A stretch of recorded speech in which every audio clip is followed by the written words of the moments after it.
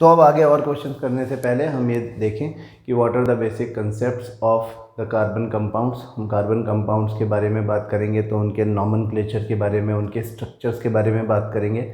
हम जैसे कि लास्ट क्लास में बात कर रहे थे कि जो कार्बन है उसका एक वर्सेटाइल नेचर होता है। हाँ, कार्बन का वर्सेटाइल नेचर मतलब कि कार्बन जो है वो बहुत सारे कंपाउंड्स बनाता है, और कार्बन जो चेन्स बनाता है, जो स्ट्रक्चर्स बनाता है, वो बहुत लंबी चेन्स होती हैं। उसमें कई सारी ब्रांचेस भी हो सकती हैं मिथाइल ग्रुप्स या इथाइल ग्रुप्स की। तो इसका मतलब ये जो कार्बन है ये और एटम्स के कंपैरिजन में, दूसरे एलिमेंट्स के एटम्स के कंपैरिजन में थोड़ा सा डिफरेंटली बिहेव करता है। तो ऐसा क्यों होता है, इसके पीछे हमने दो रीज़न बताए थे। हमने कहा था कि नंबर 1, जो कार्बन का जो एटम है वो टेट्रावेलेंट है। टेट्रा मतलब 4, वैलेंट मतलब वैलेंसी वाला। इसके टेट्रावेलेंट होने का क्या फ़ायदा हुआ, क्यों ये, how being tetravalent contributes to the property of being versatile, कि कार्बन की 4 वैलेंसी होने से वो एक साथ 4 सिंगल बॉन्ड्स बना सकता है हाइड्रोजन जैसे किसी एटम के साथ, या फिर कार्बन जैसे ही दूसरे कार्बन के साथ भी ये कार्बन कार्बन कार्बन चारों तरफ कंबाइन हो सकते हैं। हाँ, यानी किसी भी मोनोवेलेंट सिंगल वैलेंसी वाले सब्सटेंस के साथ तो वो एज इट इज़ कंबाइन हो सकता है। जैसे यहाँ पे हाइड्रोजन की जगह क्लोरीन भी हो सकते थे, या फिर वो एक कार्बन के साथ डबल बॉन्ड बना सकता है, बाकी 2 सिंगल बॉन्ड किसी हाइड्रोजन के साथ बना सकता है। वो एक कार्बन के साथ ट्रिपल बॉन्ड बना सकता है, और वो एक हाइड्रोजन के साथ सिंगल बॉन्ड बना सकता है। तो टेट्रा वैलेंसी उसको फ्लेक्सिबिलिटी देती है for making various types of bonds. एक बात। दूसरी बात कि it shows catenation. Catenation is carbon carbon self linkage property. एक कार्बन दूसरा तीसरे के साथ में एक साथ जुड़ते जा सकता है, हाँ, और बहुत लंबी चेन बना सकता है। इसके साथ में ये ब्रांच भी बना सकता है, इधर भी कार्बन कनेक्ट हो सकता है, किधर भी कार्बन कनेक्ट हो सकता है। तो ये कॉम्प्लेक्स चेन्स और बहुत लंबी चेन्स इसलिए बना पाता है क्योंकि इसकी प्रॉपर्टी कैटिनेशन की होती है, कार्बन कार्बन सेल्फ लिंकेज की होती है। इसका साइज़ छोटा है और ये मास भी इसका बहुत ज़्यादा नहीं है। इस वजह से ये जो लंबे लंबे स्ट्रक्चर्स बनाता है वो सब स्ट्रक्चर्स स्टेबल स्ट्रक्चर्स होते हैं। ठीक है, तो अगर हम बात करें कि how the structures of carbon compounds are seen,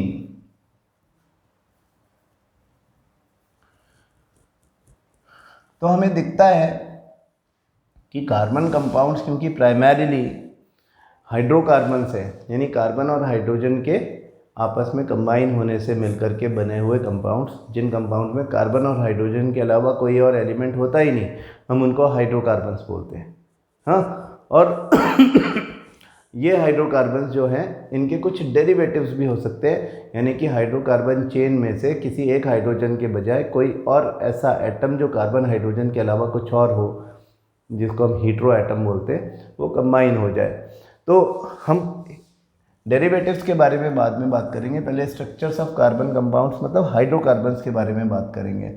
on the basis of structures there are 2 types of hydrocarbons, saturated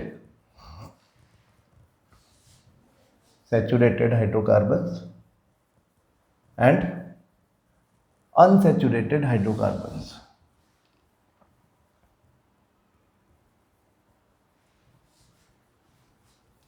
Saturated hydrocarbons are the ones which are completely occupied, their valencies are completely occupied by hydrogen. जैसे कि ये methane है, carbon की valency 4 है, यानी कि it has 4 electrons to be shared around it in order to become stable by any of the element which comes to contact to react with it. तो hydrogen की अगर हम बात करें तो हाइड्रोजन इजीली इसकी चारों वैलेंसीज को हाइड्रोजन के 4 एटम्स ऑक्यूपाई कर लेते हैं, शेयर कर लेते हैं, और 4 सिंगल बॉन्ड्स यहाँ पे बनते हुए हमको दिख रहे हैं। अब अगर हम देखें 2 कार्बन वाला हाइड्रोकार्बन, सैचुरेटेड हाइड्रोकार्बन, जिसमें 2 कार्बन जो हैं वो सिंगल बॉन्ड से आपस में जुड़े हुए और बाकी valencies are satisfied by hydrogen only, this is ethane. 3 carbon वाला सैचुरेटेड हाइड्रोकार्बन देखें, 3 कार्बन है, कार्बन कार्बन के बीच में सिंगल बॉन्ड है और other valencies are satisfied by hydrogen atoms, CH3, CH2, CH3, we call it propane. हाँ, तो सैचुरेटेड हाइड्रोकार्बन्स क्या है? Saturated hydrocarbons are those hydrocarbons which have only carbon carbon single bonds in their structures.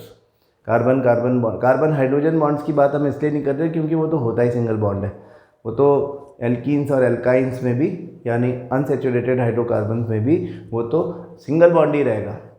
तो carbon carbon bond अगर सिर्फ single bond ही हो पूरे structure में, तो इस तरह के स्ट्रक्चर्स को हम सैचुरेटेड हाइड्रोकार्बन्स बोलते हैं।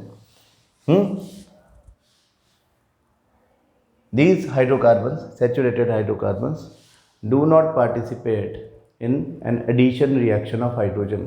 हाइड्रोजिनेशन एक रिएक्शन होती है जिसमें हम हाइड्रोजन ऐड करके किसी भी अनसैचुरेटेड हाइड्रोकार्बन को सैचुरेटेड हाइड्रोकार्बन में कन्वर्ट करते हैं।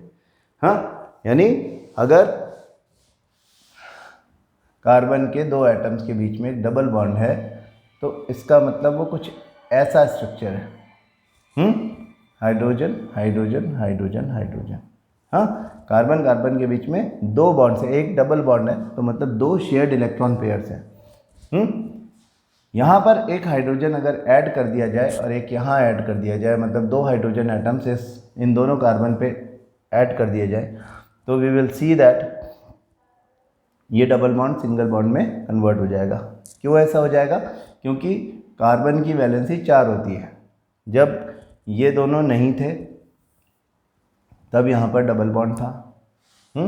अभी ये सिंगल बॉन्ड हो गया इन दोनों के आने से। तो ये सिंगल बॉन्ड जो है इसको मिला करके भी हर कार्बन की वैलेंसी 4 है। जब ये डबल बॉन्ड था तो कार्बन था 1 2 3 4, कार्बन की वैलेंसी 4, ये कार्बन 1 2 3 4, कार्बन की वैलेंसी 4।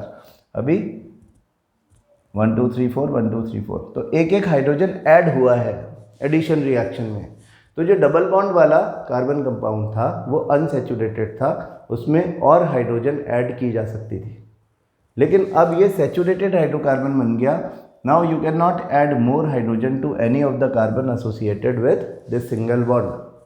तो कार्बन कार्बन के बीच में सिंगल बॉन्ड वाला सैचुरेटेड क्यों होता है हाइड्रोजन के लिए? क्योंकि उसमें और हाइड्रोजन ऐड की ही नहीं जा सकती।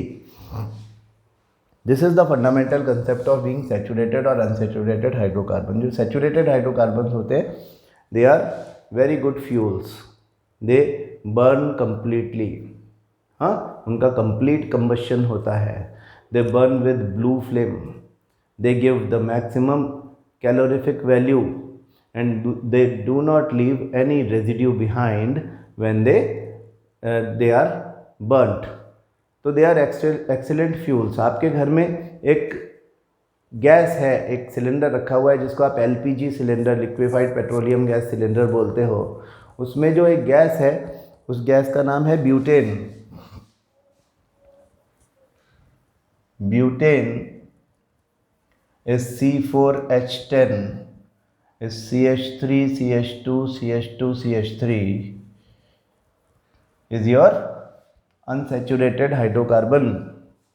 आप देख सकते हो कि जब आपकी गैस यूज़ होती है, जो आपका स्टोव जो जलता है, बर्नर जो जलता है, उसमें ब्लू फ्लेम दिखाई देती है आपको। This is a hydrocarbon gas butane which is a saturated hydrocarbon, which Burns with blue flame, gives maximum calorific value. हम इनको फ्यूल में इसीलिए यूज़ करते हैं क्योंकि मैक्सिमम एनर्जी मिलती है हमको in the form of heat, और ये कोई रेजिड्यू नीचे छोड़ते नहीं। आप देख लो, अगर आपके गैस के बर्नर में अगर ब्लू फ्लेम के अलावा येलो फ्लेम दिखाई दे रही है तो बर्नर गंदा है, कुछ और भी जल रहा है, इनकम्प्लीट कंबशन भी हो रहा है। गैस कभी भी येलो फ्लेम से नहीं जलती है, ब्यूटेन जो है वो कभी भी येलो फ्लेम से नहीं जलती है। अगर वो येलो फ्लेम दिख रही है तो बर्नर गंदा होगा। दूसरी बात, इसके जलने के बाद आपको पता ही है ये बात कि जब ये जलती है तो कोई राख नहीं बचती पीछे। हम कह रहे हैं it burns without leaving a residue behind. That is why these saturated hydrocarbons are considered to be excellent fuels. तो अनसैचुरेटेड हाइड्रोकार्बन्स कौन है? वो सब जिनके डबल बॉन्ड या ट्रिपल बॉन्ड कार्बन एटम्स के बीच में होते हैं। अगर एक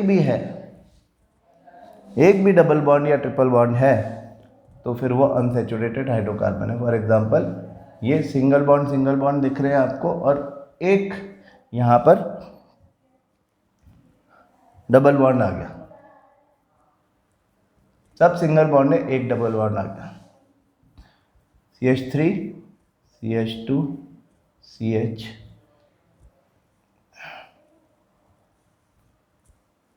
CH2।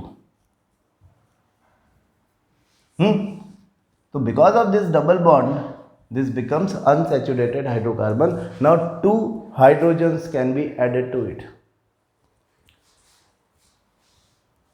अब अगर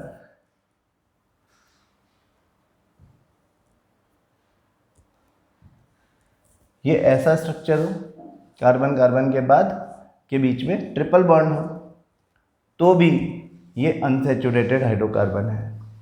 अब इसमें तो हम 2 हाइड्रोजन यहाँ और 2 हाइड्रोजन यहाँ लगा सकते हैं। एक सिंगल बॉन्ड इस तरह से बन जाएगा इनके बीच में। अब ये सैचुरेटेड हो गया, तो you can add hydrogen to unsaturated hydrocarbons so that they can get converted into saturated hydrocarbons, but you cannot add more hydrogen to a saturated hydrocarbon. Have you got a good understanding related to saturated and unsaturated hydrocarbon? ये concept हमको बिल्कुल clear रखना है। तो अपनी alkene series draw करें। एक ऐसे हाइड्रोकार्बन्स जो कि स्ट्रेट चेन वाले होते हैं, जिनमें केवल सिंगल बॉन्ड होते हैं। CH4 एक carbon 4 hydrogen, we call it methane. C2H6 CH3 single bond CH3, C2H6 we call it ethane। C3H8 3 carbon CH3 CH2 CH3, butane C4H10 4 carbon. ऐसे स्ट्रक्चर्स जो है ये हमारे सैचुरेटेड हाइड्रोकार्बन्स के स्ट्रक्चर्स हैं।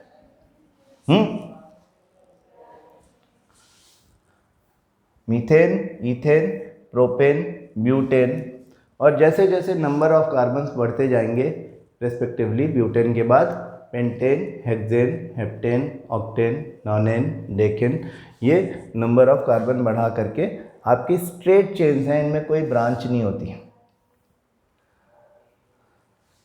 ब्यूटेन जो है उससे आप एक ऐसा स्ट्रक्चर भी बना सकते हो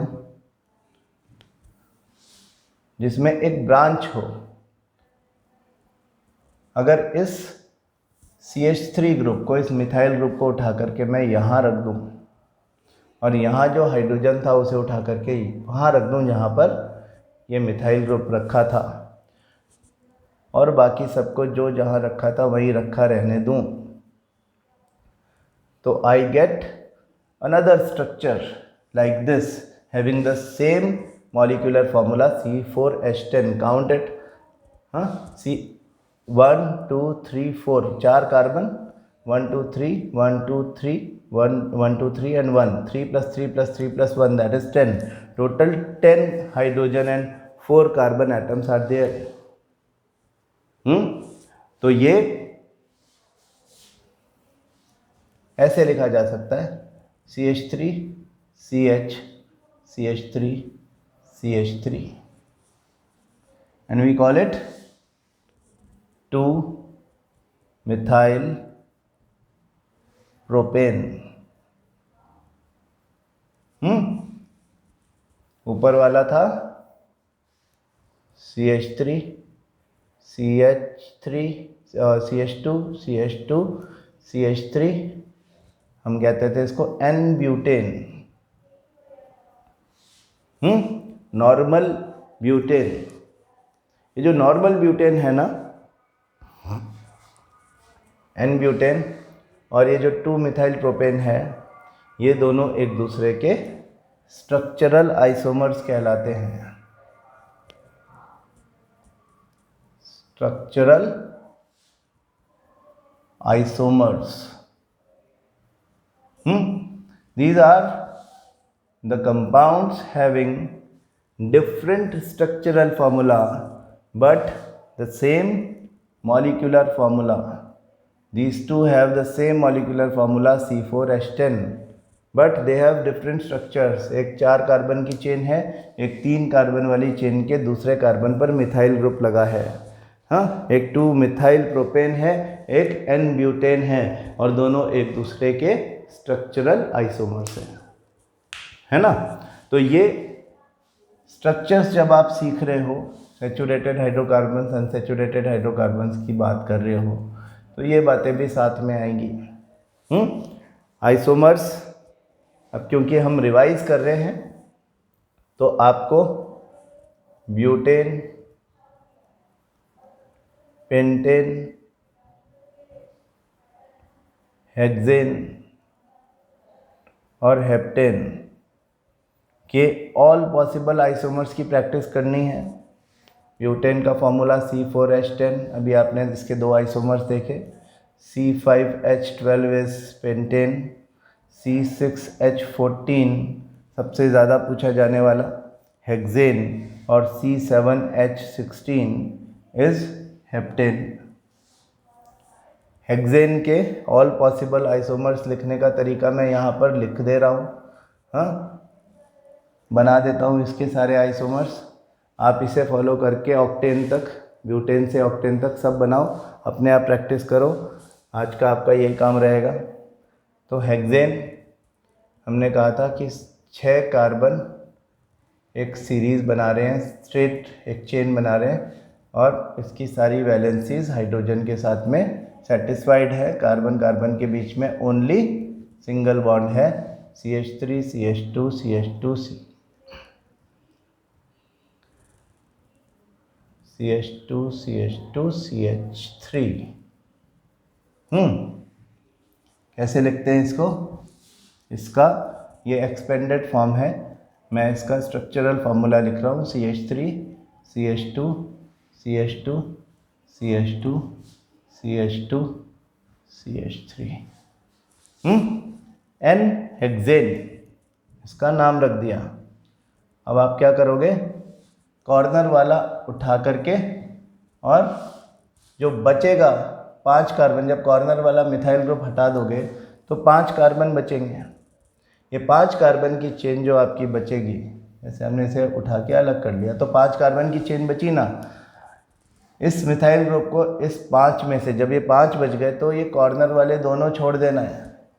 इनको छोड़ के इन तीनों में से कहीं भी आप इस मिथाइल ग्रुप को रखो.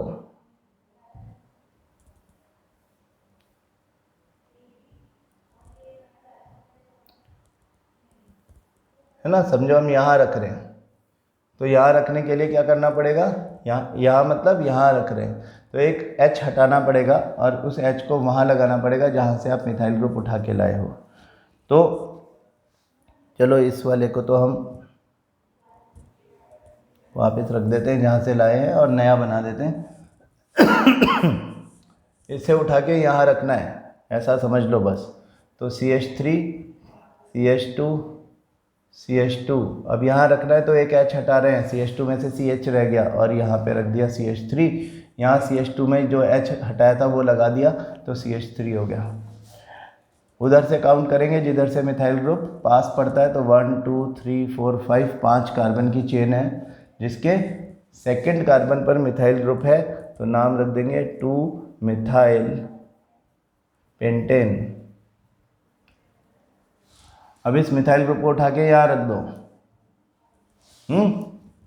तो क्या हो जाएगा CH3 CH2 CH CH3 CH2 CH3। किधर से भी काउंट करो थर्ड कार्बन पे मिथाइल ग्रुप आने वाला है, तो नाम हो गया 3 मिथाइल पेंटेन। अब आप इस मिथाइल ग्रुप को उठा के इस पे रख दो, ये 4 बचेंगे, इस पे रख दो, तो हो गया CH3 CH CH3 CH CH3 CH3। Longest chain देखो, 4 कार्बन की चेन दिखेगी आपको। इस 4 कार्बन की चेन में सेकंड और थर्ड कार्बन पर 2 मिथाइल ग्रुप रखे हुए हैं। 4 कार्बन की चेन को ब्यूटेन कहते हैं। कैसा ब्यूटेन है ये? जिसमें 2 मिथाइल ग्रुप रखे हों, तो मतलब ये डाई मिथाइल ब्यूटेन है। जब 2 मिथाइल ग्रुप रखे हों तो डाई मिथाइल लिखते हैं, और उन 2 मिथाइल ग्रुप के एड्रेसेस लिख दो। ये 1 2 3 4 4 कार्बन है, जिसमें सेकंड और थर्ड कार्बन पर मिथाइल ग्रुप रखे हुए हैं, तो यहाँ लिख देंगे 2, 3 डाई मिथाइल ब्यूटेन, इसका नाम हो गया। हाँ, now last you can do one thing, इस मिथाइल ग्रुप को उठा के यहीं रख दो या इसे उठा के यहाँ रख दो, है ना। तो सेकंड कार्बन पर 2 मिथाइल ग्रुप दिखेंगे। CH3 सेकंड कार्बन पे 2 मिथाइल ग्रुप है तो हाइड्रोजन एक भी नहीं होगा। और CH2 CH3 बाकी एज इट इज। 4 कार्बन की चेन, ये भी ब्यूटेन है, इसमें भी 2 मिथाइल ग्रुप है, ये भी डाइमिथाइल ब्यूटेन है ना। कैसा डाइमिथाइल ब्यूटेन है? ऐसा डाइमिथाइल ब्यूटेन है जिसके सेकंड कार्बन पर 2 मिथाइल ग्रुप हैं, तो दोनों का एड्रेस यहाँ लिखना है 2,2 डाइमिथाइल ब्यूटेन।